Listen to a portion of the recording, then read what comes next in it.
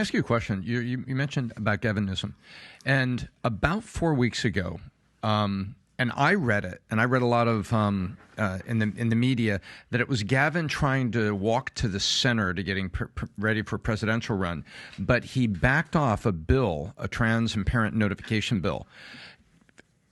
Were you involved in that? Were you lobbying on that? Can you unpack that? Because the narrative people heard Rob, that can I you pull read up that bill? that I read was, oh, Gavin's running to the center. He wants to look like he's in the center, and he also, vetoed other bills about having, self-driving trucks were okay, and it's all about a centricist. But it sounds like your fingerprints were all over what he did. Can you unpack it? Yeah, you're correct.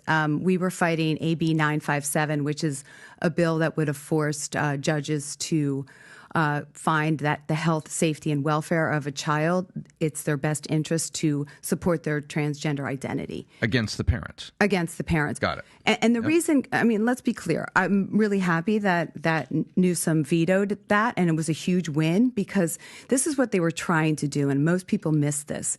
They looked at the bill and said, this is just in divorce. So in divorce, they're going to favor the parent who affirms the child. But when you tie those three words, health, safety, and welfare, to supporting a trans identity, now you just made it child abuse. So parents like me could have had my child taken because I wouldn't transition my child. So it was bigger than that. It's actually, the opposite of Texas. It would have been penalizing parents who would not transition their kids. What Gavin Newsom knows and what I know is that when there is a divorce situation and there's one parent supporting the transgender identity and one that's not, the parent who is supporting the trans identity always gets the kid in California. That's already happening. This bill was going to add to it to make it, child abuse. So if you're disingenuous, that's your custody hack. Exactly. So he was, they were trying to go through the back door. I know Scott Wiener. Scott Wiener was the author of this bill. I watched this guy. I studied this guy.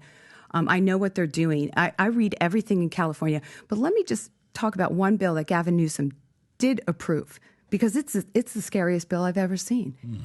It's AB 665. What this bill does is it's state-sanctioned kidnapping. 12-year-olds.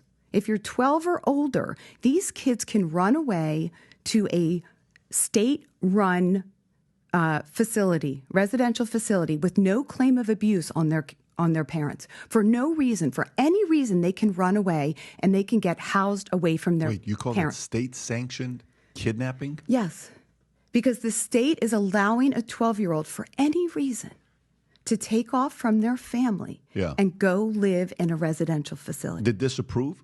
Yes. So Gavin Newsom signed that into law. That is a terribly frightening bill. So in the world of trans, it goes something like this. You've got a 7th grader who goes into their school counselor and says, I'm trans and my parents won't support it.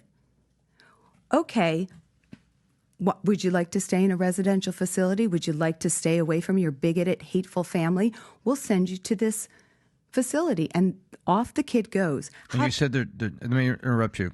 For people listening, between the lines here, you said, and there does not have to be any record of abuse or something that the child has reported or maybe got a family member to help report a parent. 0 on record, they can walk in and do this. 0. So this is the blowing up of the family, and this is taking the child when the child is 12 years old, and we know what happens when they go to these residential facilities. What can parents do to fight that? Well, there's going to be a lawsuit against that bill. So I need people who have kids that are ages 12 to 17 to reach out to me because we need to line up the plaintiffs. We need to fight that bill quickly in the courts before 12-year-olds can just walk out the door and parents don't see them again.